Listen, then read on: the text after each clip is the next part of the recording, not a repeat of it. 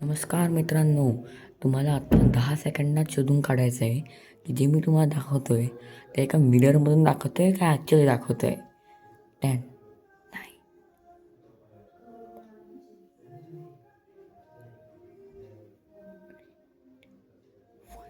तर मित्रांनो, हे मिररमधून दाखवत होतो मी. आणि जे मी हे दाखवतोय हा एक मिरर आहे. आता मिरर ॲक्च्युअली असतो काय? मिरर म्हणजे बेसिकली एक ॲल्युमिनियम प्लेट ज्याच्यासमोर काच लावलेली आहे. आता ती काचेवरती जेव्हा लाईट पडते तेव्हा ती लाईट काचे थ्रू डायरेक्ट जाते, कारण की काच ट्रान्सपरंट आहे. ती लाईटला फ्लो होऊ देते.